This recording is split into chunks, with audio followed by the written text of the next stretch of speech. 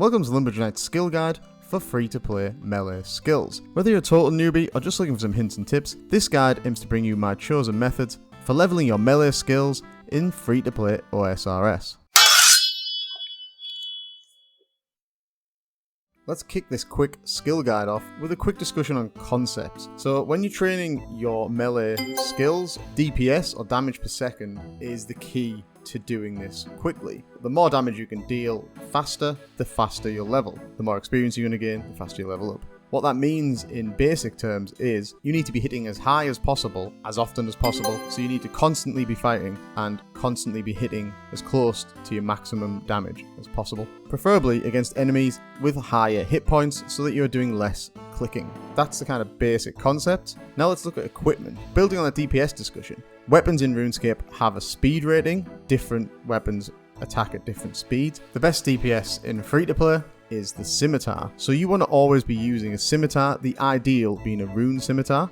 Iron Men, you can't really get a rune scimitar in free-to-play without smithing one yourself, which is very difficult and takes a very long time. So you want to either be aiming for the Baronite Mace. There's a guide on my channel on how to do that. I'll stick up a link on the screen there. Alternatively, you can buy a rune sword. Do not buy the rune long sword. You want to be buying the plain rune sword. Yes, the strength bonuses are lower, but the speed is faster, so you will actually do more damage per second with the rune sword than you will the rune longsword. Everyone else who can use the rune scimitar, you're golden. That is the best weapon in free to play. Equally, you want to keep your melee defense gear as best as possible, so keep leveling it as you level your defense. I'm going to assume you're going to level all the way to 40 here so that you can wear rune, and that's what you want to be aiming for. Other tips, you can get the best slot boots from Castle Wars, and you want to be using Ranger Vam braces as soon as possible, the green Dragonhide Vams being the best in slot. Lastly, on equipment, there are 3 Nexl items suitable for melee training. That is the Amulet of Accuracy, obtained from the Imp Catcher quest. This is useful early on. It can be obtained by completing quite a simple quest. The Amulet of Strength, which is a ruby amulet, and the Amulet of Power, which is a diamond amulet. These last two may be difficult to obtain for Iron Men or people with no money, so therefore I recommend doing the Imp Catcher quest and getting that Amulet of Accuracy as soon as possible, and as soon as you've got some money, buy the others on the exchange. Iron Men, sorry, you're going to have to try and craft them.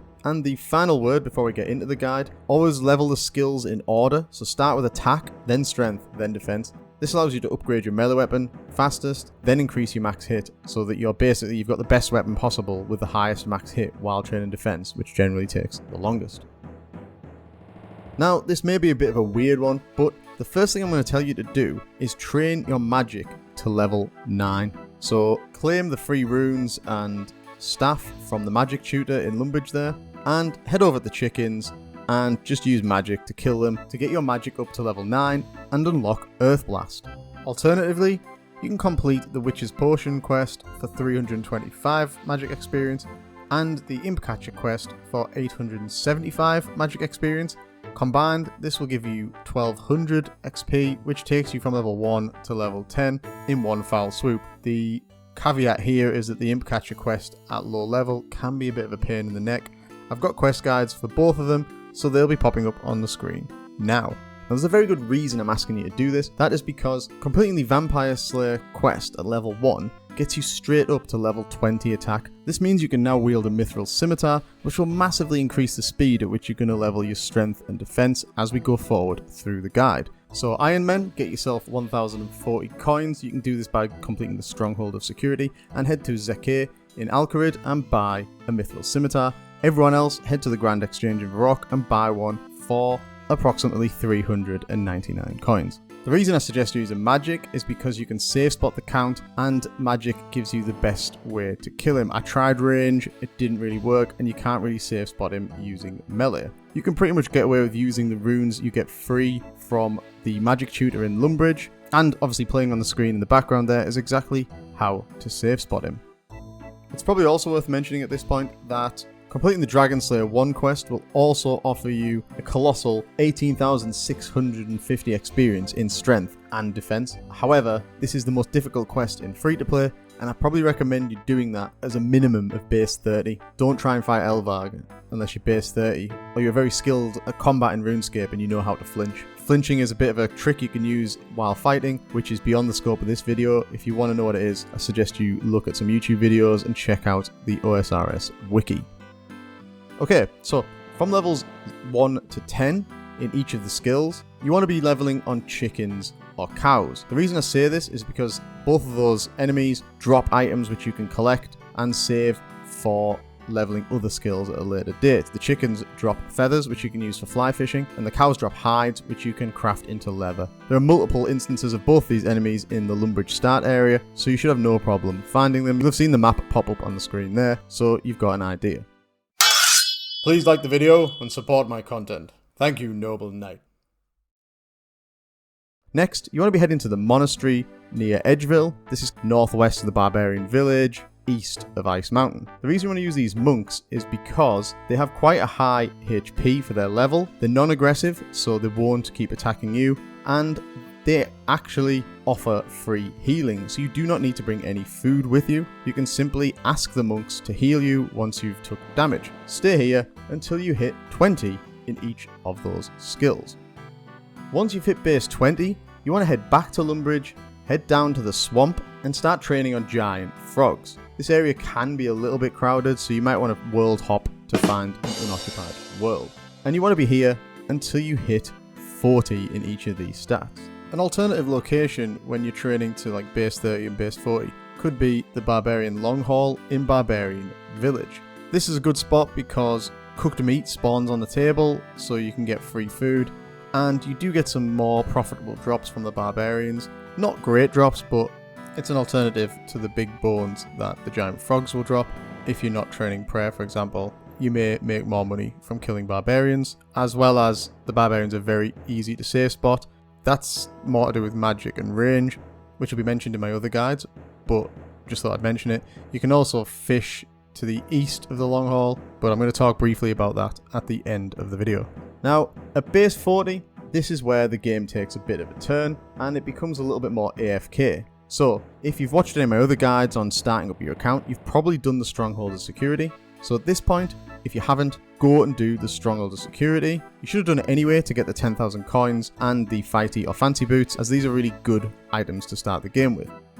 Once you've hit base 40, head to the Flesh Crawlers on level 2 of the Stronghold of Security. These are aggressive. All you have to do is stand your character in the middle of the room and keep an eye on their health and make sure that they don't die. Flesh Crawlers don't deal high damage, but they deal it very consistently, so you need to keep on top of it. Do not die, especially if you're a hardcore Iron Man. To be honest, this will take quite a long time, but you can basically leave them here until you hit around base 60 in each stat.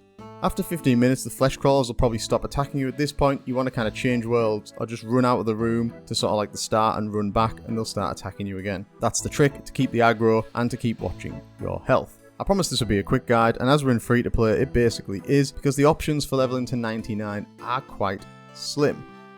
Now I will mention a slight alternative that you can use, which is you can train on body golems. They're level 50 golems in the Camdozel dungeon. The reason I mention these is because if you're using the Baronite Mace, you get a 15% damage bonus against them, which means that actually the best weapon on the game in that dungeon against that enemy is the Baronite Mace. You will deal the highest possible max hit. You can also buy defense buffs so that they actually deal less damage. The problem with this strategy is you must keep clicking all the time, so it's not very AFK. For leveling from level 60 to 99, you probably want to be doing this in a more AFK method. Therefore, this method that I'm going to mention now is probably the best bet.